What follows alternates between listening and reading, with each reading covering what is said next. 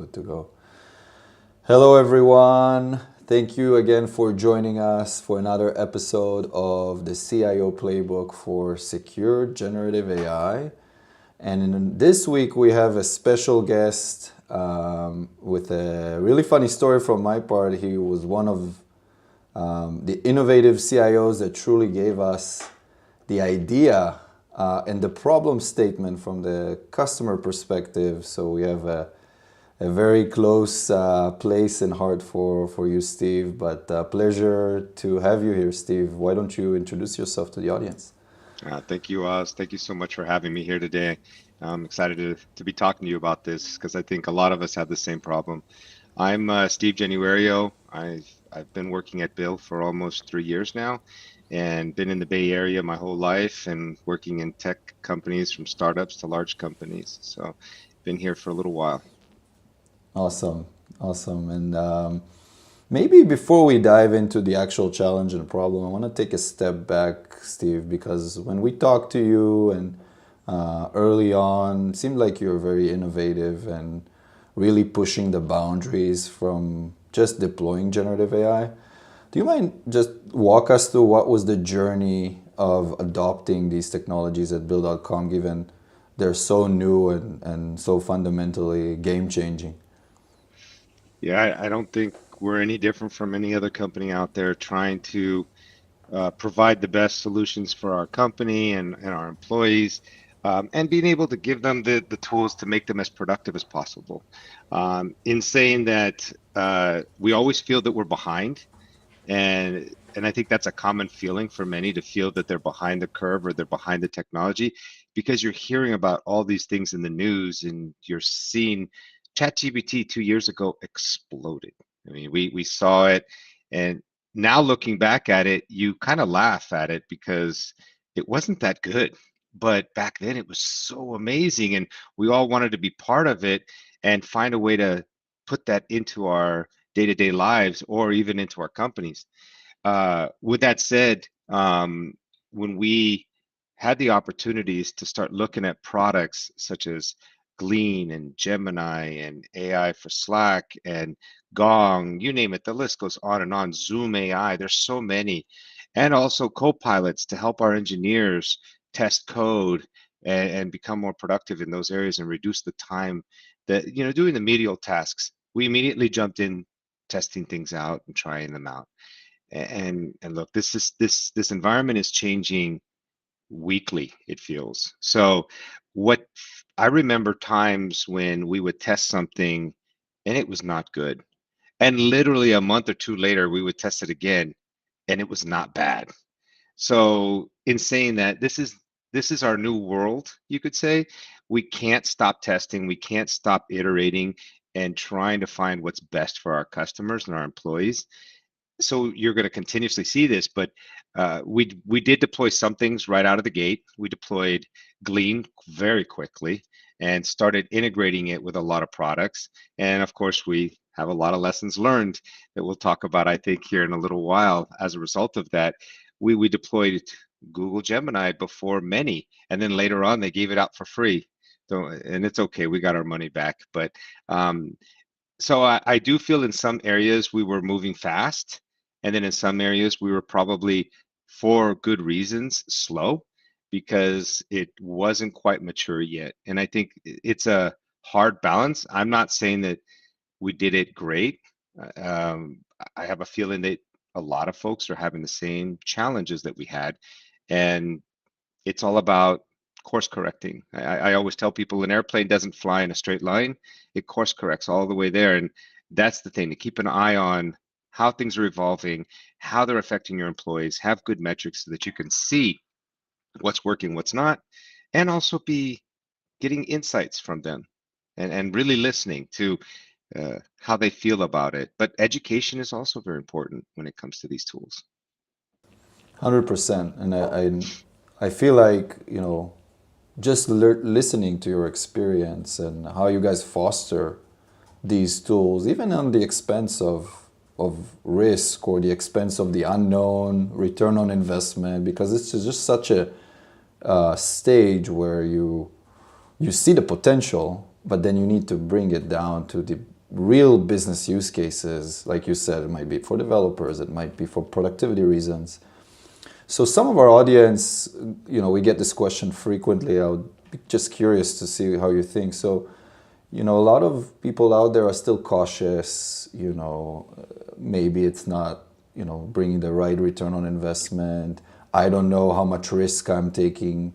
So I would be curious first, what are your thoughts about this balance between value and risk? And then the second thing, any lessons learned? You talked about KPIs, you talked about things that people need to measure in order to feel confident that these tools will bring them value. So just curious what you think on both of these angles. I think the value, without a doubt, is there. You, it, I'll give one example, Glean. We, every company that has moved to some form of cloud storage has quickly learned that it's a dumping ground. And you really only look at things that are about a week or two old, maybe a month old for the most part. Everything else, it's very rare that you go back that far. But that's all now in the same pile of things that you're trying to find the most prevalent, most important thing that you need. Finding something from years ago becomes an even more challenging issue because now you have all that stuff that's piled on top of it, and it becomes much harder to find. Glean helped with that, and that's a need that we definitely have in our company, and I'm sure every company has the exact same problem. I remember back when Box first started, it was a problem back then, and it hasn't stopped. Glean helps try to help you find those things much, much faster. That's one solution. I think it's we hear all the same problems. These are not unique to one company. We hear the same things about people frustrated with Slack and Teams. Some people will say, well, Teams sucks and Slack, I just can't. That sound when Slack goes off, it's the worst sound possible. That's because that's how we work today. We're constantly communicating to try to move as fast as we can. Well, part of that communication is all these documents that are stored all over the place. That's why we felt that Glean was a very good solution at that time, something to deploy to help our employees. With that said, there's a lot of other tools out there, and knowing when to deploy them, when to take that risk, there's no magic bullet. There's no silver bullet for each company is different, and it's up to the appetite of that environment and that leadership. So for me to say, hey, you should do it exactly like me and be bold and try to throw out as much as you can, I don't want people risking their careers over those types of comments. You have to gauge it. But I will tell you that having that mindset to iterate quickly, fail fast, we've all heard it. I'm not, and people are probably rolling their eyes because I said fail fast because they're tired of hearing it. But it's true. You need to be in small groups, either all of IT or IT and maybe a subset of people that you trust. Deploy pilots and try things out, see the problems. And if they fail, okay, then just turn them off. I'm not saying go crazy and deploy it to your entire company out of the gate, because you're going to learn a lot more and you're going to learn the lessons the hard way. Um, I think it goes back to our the way we troubleshoot and deploy things in IT. You have to have a plan to it, and it has to go out in phases in order for it to be successful. So with that said, I encourage people to be trying as much as they possibly can, but of course, work very closely with your legal team and your security team to make sure that you're not putting the company at risk. You never want to do that. And some companies will say that, oh, well, we're only going to work with companies that have been around a long time and they're very big and established. Yes, and that's the safe bet in many ways. But you're not going to see the fast level of innovation at those companies. They're usually a little bit farther behind, than the smaller companies that are innovating quickly on the technology that's out there. So I think it's a marriage between the two. It's not just one or the other. Um, I probably didn't say anything that really helped people, but uh, it's not an easy um, problem to solve, you could say. Being on top of things and being able to provide people with the solutions that are best suited for them at that time. Right, I agree. And this is very enlightening. I think you do help a lot of people, especially our audience, to hear another perspective. I think it just varies, right? It also really relates to the company culture and how do they foster innovation, right? Because in any type of innovation move, you're going to take risk, even if it's small, but there is a risk to it, whether it's security, like you said, legal. But we're living now in this AI boom that even executives are pushing strong in order to do something, right? Conquer some use cases that are related productivity, engineering productivity, or any type of sub use cases that the business really cares about. So I think any anecdote for any story that you're saying is truly helpful. And I want to double down, Steve, on obviously you guys evaluated those technologies, you came up with the right use cases, and you start your deployment journey. And then, funny story, you and I talked about it, that your kind of like aha moments of, there is a challenge here, specifically from the security and oversharing perspective. Just curious to obviously hear some of these stories, and what are your thoughts on this whole thing? Definitely, and I'll touch on one thing you said a minute ago, and it's the pressure to move fast, and then I'll come to a couple stories. The If you're in leadership in IT, you've heard this from your board of directors. Why aren't you implementing more AI? It should be there. You should, because they may not have their hands in the weeds testing this stuff to see how it's not as good as everyone makes it out to be sometimes. And you have to be careful how you deploy it and how you use it. So you're constantly going to have that pressure from board of directors or even sometimes the streets wanting your product to have more AI. But up until about 4 or 5 months ago, it was, you had these LLMs and they were good at finding stuff. And sometimes they would even lie to you, or they would not tell you what the full truth, if you could say. And now there's agentic AI that's come out in the last 6 months, completely changes everything. And we've also seen that since 2 years ago, it's evolved so much. The hallucinations have come way down. The empathy has increased so much in these tools that by far it's better than any human out there today. You will never find that the level of empathy that these tools are able to provide, which is great. Which also goes to that, maybe, having it help customers, not just employees, solve issues. It has all that capability. So continue to test, continue to listen to your board, but be careful would be my 2 cents on that. Now, going to stories, I think before you and I had talked, I'd been to these events and dinners or conversations with leadership, and we would get into arguments on why have you not deployed this, or uh, you know and why have you deployed this. uh, Many cases what it does is it actually filters up a lot of very bad habits and issues, a proliferation of issues that you don't really know you have, but you kind of know you have. There's just not being surfaced. And in many cases, it's these search tools. For example, you're you're doing a search, and before you know it, you see a file there that is sensitive and shouldn't be there. And or you see access to, let's say, a specific JIRA board, or I mean, I could go on and on with the different issues. And many were hesitant to deploy these tools because of this. So the company, as a result, was losing out on opportunity to be more productive and faster at what they do because of bad habits that will never go away. That's the key thing that no one actually really talks about. They think, I need to fix this. I need to clean my house first. Yes, this is like a 5-year-old's house. Okay. The minute you finish cleaning it, You go away for 5 minutes and come back, it's destroyed again.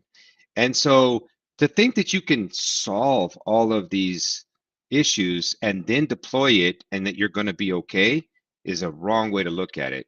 You need to have a better approach, which is deploy it. And as these things come up, you're solving it, or add on to it a security product or two to help you filter those things or prevent those things from happening. And there's also best practices put in place.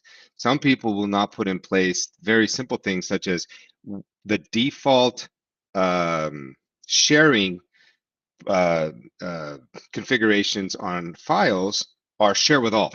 No, it should be default is share with nobody, those kind of things, or share with just the people that you put in, their email addresses in and so forth. That should be thought through before you deploy it. That's my 2 cents on. You definitely need to at least do that before you go in, because I talk about cuts and previous cuts, future cuts and previous cuts.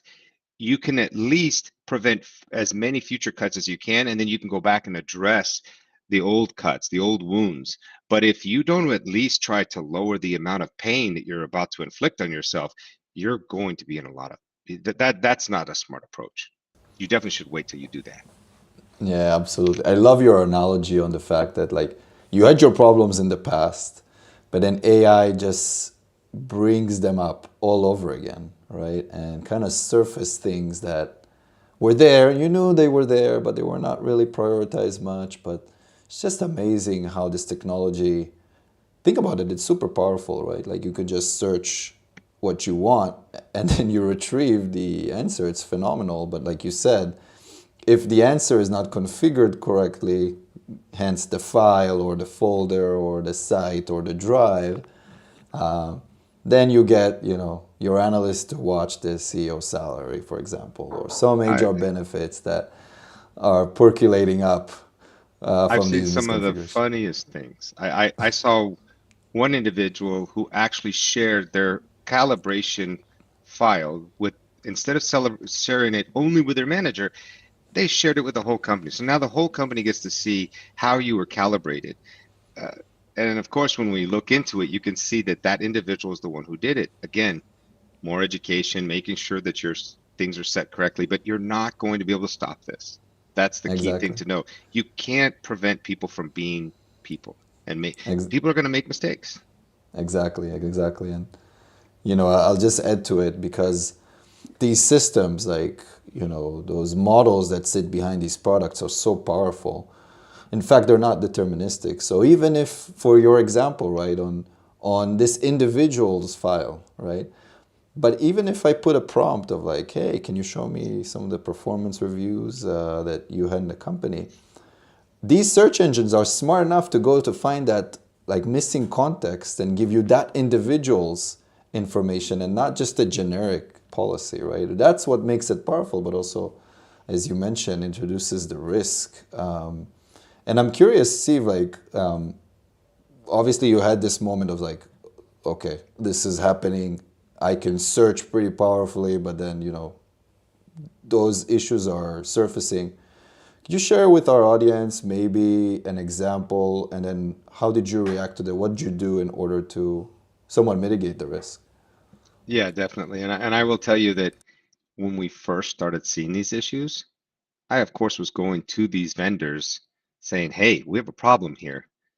None of them have a solution for this. So if you think Gemini is going to solve this right now, they're not. There are solutions out there, of course, that are coming up, and especially now with agentic AI really taking off, it can it can really help us to find very specific things that you shouldn't be sharing, such as maybe NDA, that acronym, or social security numbers, you name it. They're building up, and there's many products out there, of course, that are helping with this. Now, in saying that, I'll give you one example. We Somebody happened to reach out to me to let me know that a very sensitive file, it was an onboarding file of an individual who had a lot of personal data on it, was open to the whole company. Well, when I looked into it, or when my team looked into it, um, we found that it was a JIRA board that actually was shared, the wrong permissions when that JIRA board was created a very long time ago.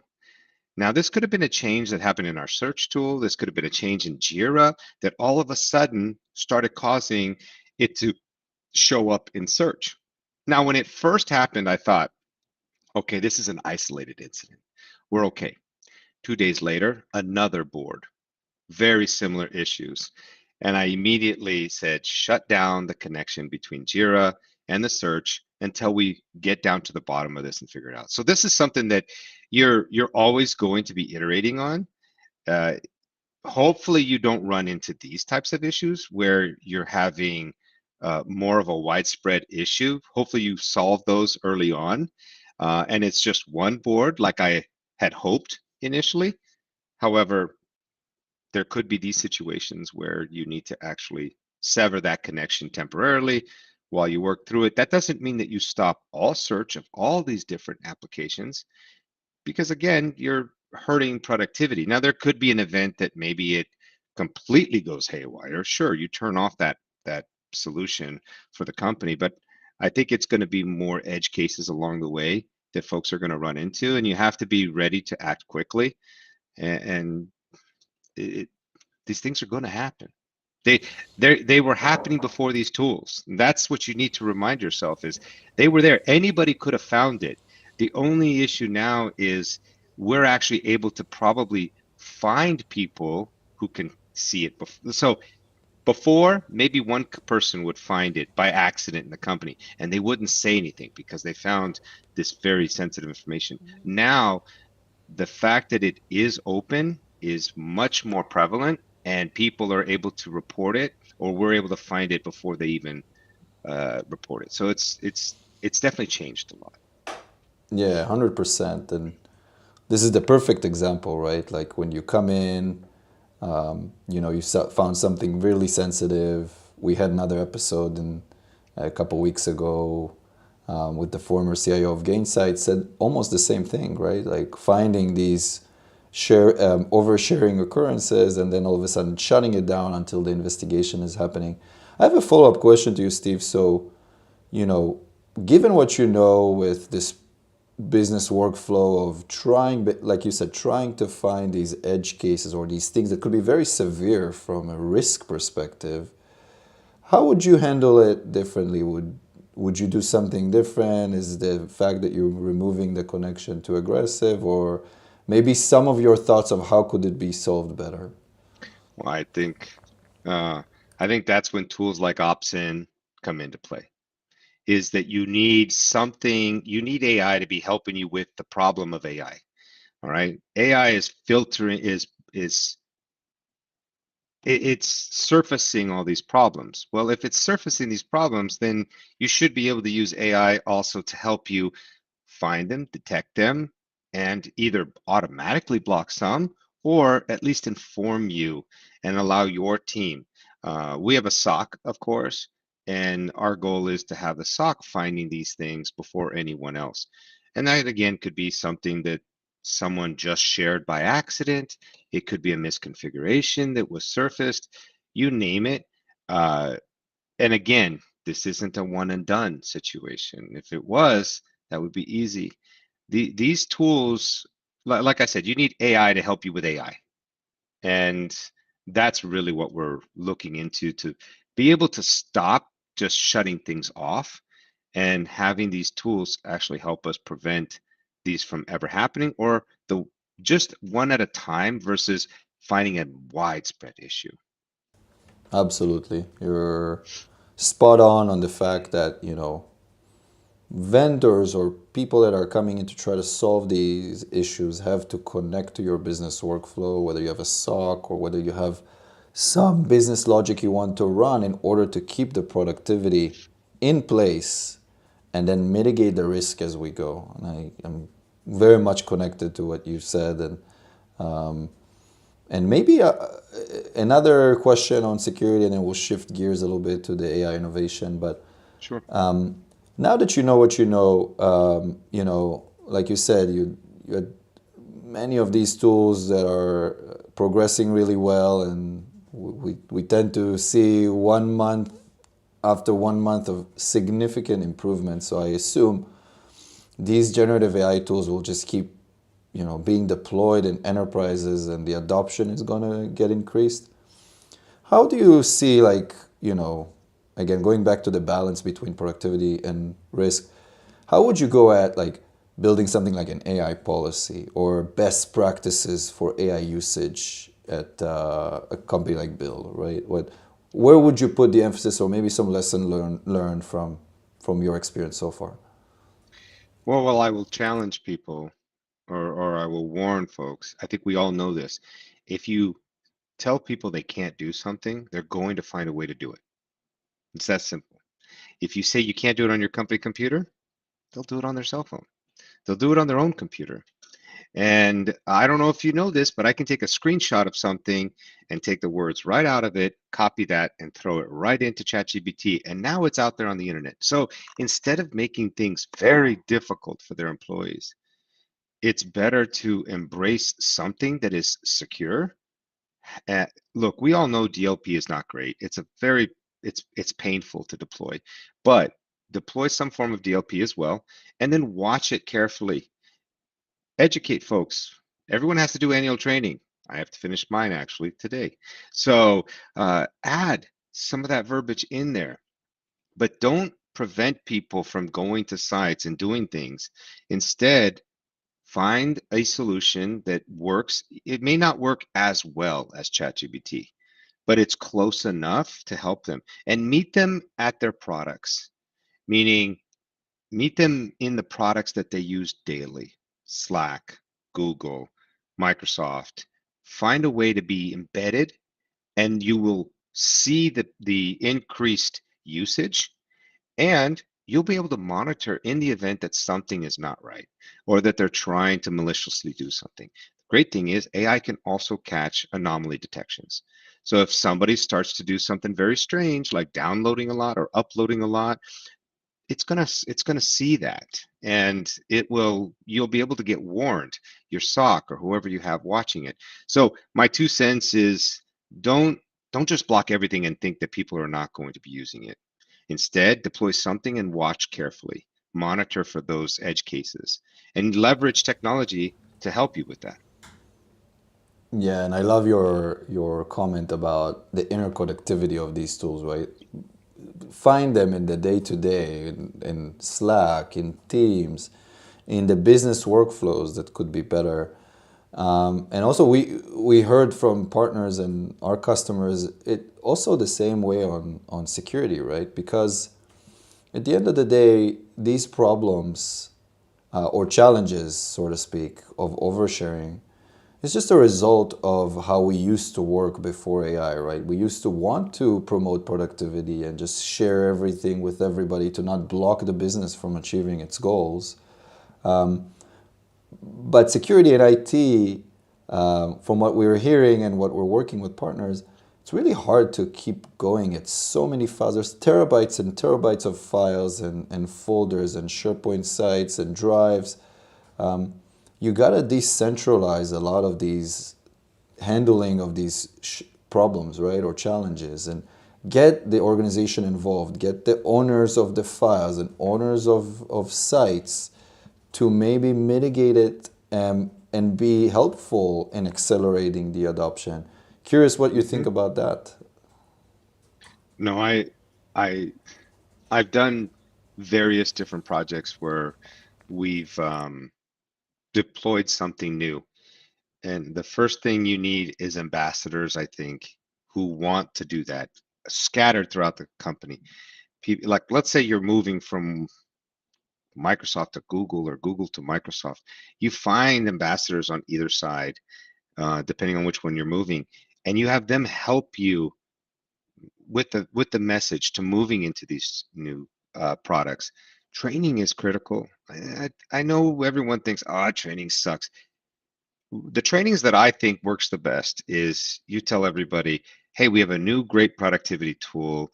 I'm just gonna, it's let's call it ChatGPT, but and it's ChatGPT. We're gonna have a ChatGPT training, but you have to bring your laptop with you, and you have them use it right then and there in the training. I've done Slack trainings in the past, and you bring everybody in. You have them first. You say, "Look, watch. I'm going to create a Slack channel. Now, everybody, add yourself to the Slack channel. Now, everybody, here's how you do a Giphy. Now, everybody put Giphies in this channel. Now, I want you to send Giphies to each other." And the act of actually doing it is way different. With ChatGPT, Gemini, all these, if you show them how to create a profile, how to create gems, they are going to be so much more efficient and productive going forward, because the results coming out of those tools will be so much better, and you'll have knocked it out in less than 30 minutes. And because of that, they're going to use these tools more. They're going to be more productive. They're going to spend less time on the day-to-day stuff, which was, it's just going to help your company move fast. Look, I think we all want to make our PowerPoints or our slide decks perfect.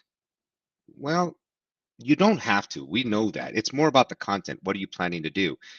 But if you absolutely have to make them perfect, well, then use ChatGPT or use Gemini or use Microsoft PowerPoint to help you fix the issues instead of you having to be there and doing it all.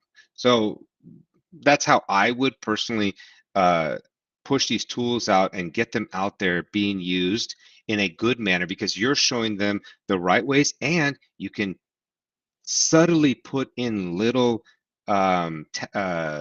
messages during your training on security. So you're teaching security, and you're also showing them how to be productive at the exact same time.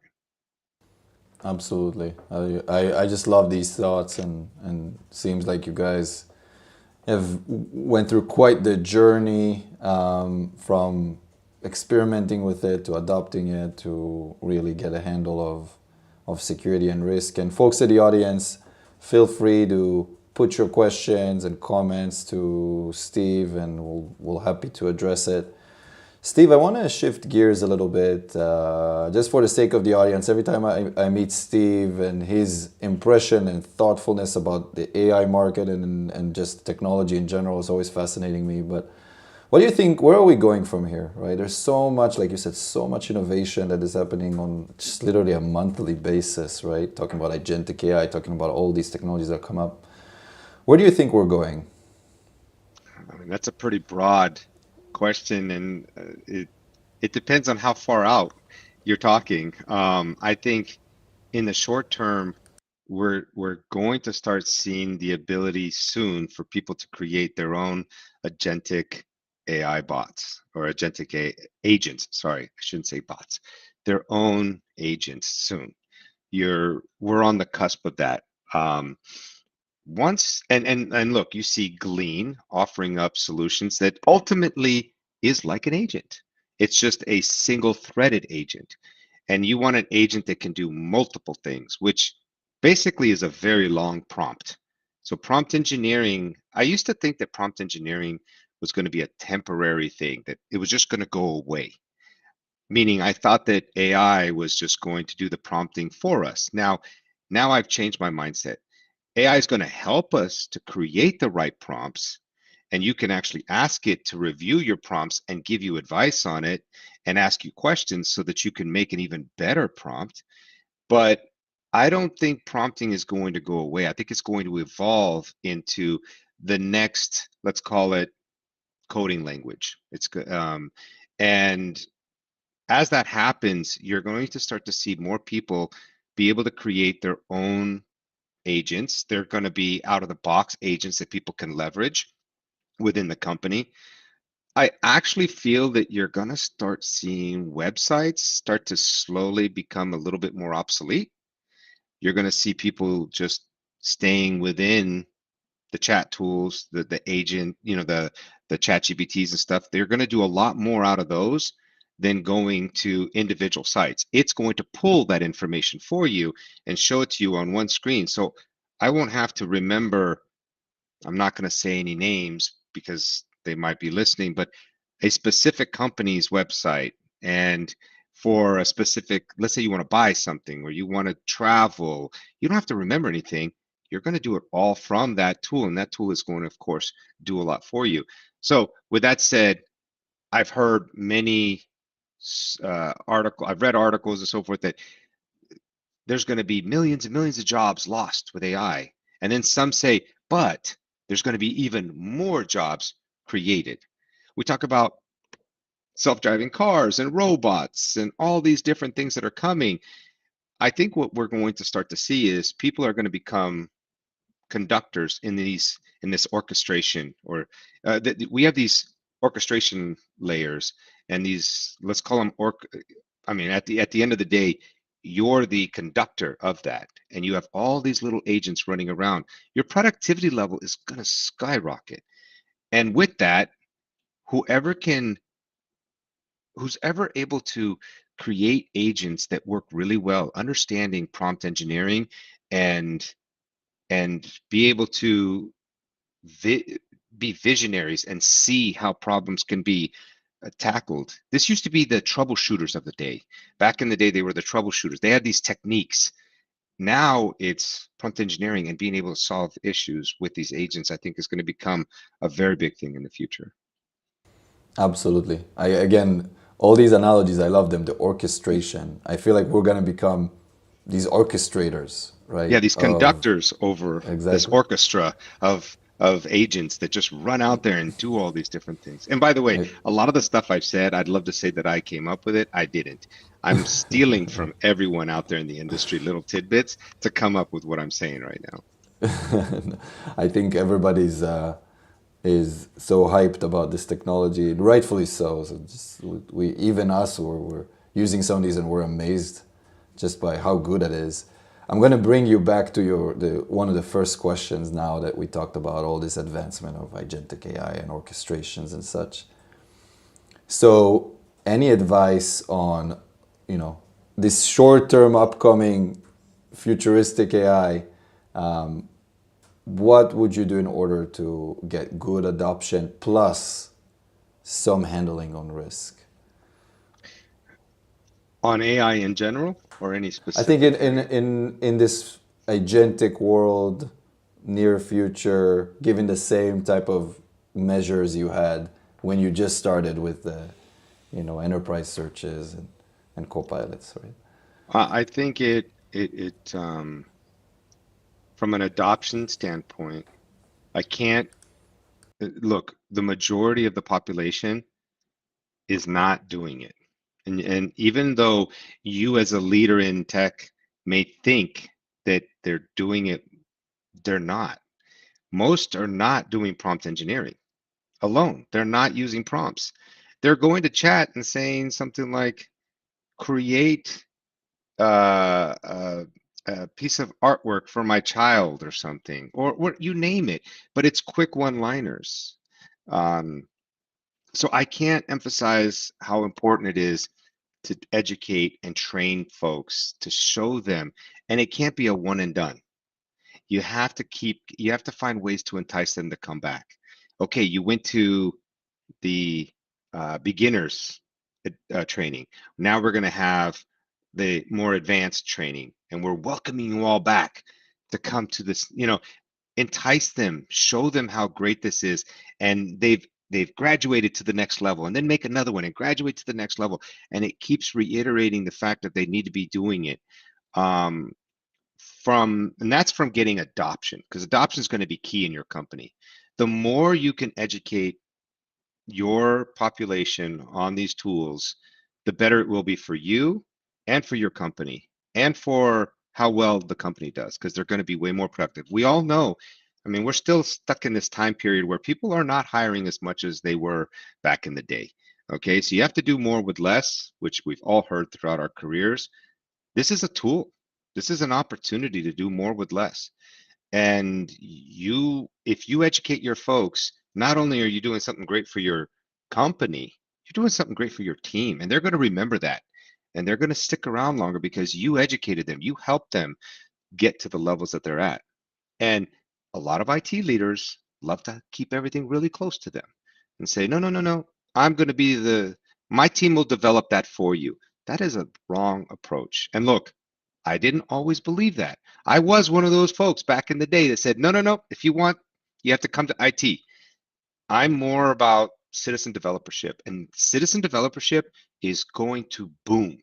I used to also think that citizen developership was a farce. It wasn't going to work. It was just, it made coders' lives a little bit easier, is what I thought. But I was wrong. Um, I think I'm going to say I was wrong a lot in over the next 5 years as things evolve. You have to empower people to be those citizen developership. Not only does it they know the problems better than you'll ever know. They know their environments, their areas of expertise better than you'll ever know. So who are you to try to come up with a solution for them? You're not. They know what they need to be more productive. So you educate them on how to use it. Now you put guardrails in place. You also put maybe for very important areas, you have a mechanism for you to evaluate and approve things. But you have to encourage people to be using these tools and find ways to do that. Now, from our perspective, how are we going to, number one, deploy fast, be secure, and make sure that we're not putting ourselves in an area where we can't support them fast enough. Okay. I think deploying fast, back to those phases, be testing things constantly, be piloting things constantly. Again, I'll say it, I said it earlier. Make sure you talk to your infosec, make sure you talk to your legal team. Don't start doing things on your own. Don't do things on your home computer either, just because you're trying to get around the systems. Work work to really bring your company along with this journey. The second one is leverage AI to protect you from AI. Okay. Uh, you can't do this without it. And there's tools like Opsin, I said earlier, to help you with this. Otherwise, you're going to be turning things off like I used to and waiting to figure out what happened. These tools can surface these problems either in the moment or before they even happen. So make sure you're leveraging that. Um, and then finally, if you need to make sure that you're going at your level. You know your environment and your company better than anybody. Okay, if you're an old company that's very uh, skeptical of this and wants to take their time, okay, that's fine. But you can throw out little bits of it to show them. Instead of being like a full-blown solution, just give them a little bit of productivity from these tools. Don't go all out with prompt engineering tomorrow and agents running all over the place. That's too fast. But show them the capabilities and have a plan to ease them into it later. So that would be my advice. I feel like every time we talk, I learn something new. It's your experience with that is amazing. Steve, we're coming to time. Last thoughts on your end for the audience. Uh, Look, this is I think Sam from ChatGPT has said it, and very many others. This is the most exciting time in my technical career, and we've seen different phases of this. Everything from the cell phone to cloud and all these different things, but nothing has been able to move as fast as it's moving today. Embrace it. Don't be scared of it. Be using it. If you don't know, reach out to people. Or here's another one, ask ChatGPT to create a curriculum for you on how to learn more about ChatGPT or prompt engineering. Block off 15 minutes every other day on your calendar and have it create uh, the curriculum with little YouTube videos. And you just sit back and watch those YouTube videos along the week so that you're getting educated. Another thing, ask it to summarize articles out there, the most recent articles in AI, and send you a message once a day, once a week, even, so that you can keep up on what's going on. Leverage AI to teach you how AI is evolving and stay ahead. That's my 2 cents. Absolutely, it just feels like so much is going on, and in order to stay relevant, we do have to stay ahead and educated. Very, very good advice. Steve, I want to thank you so much for being with us today. If you guys want to follow Steve, ask a follow-up questions, or just connect. The QR code to my upper left will lead you to Steve's LinkedIn profile. Steve, always a pleasure. Thank you so much for being here. I appreciate it. Thank you, Oz, for having me here.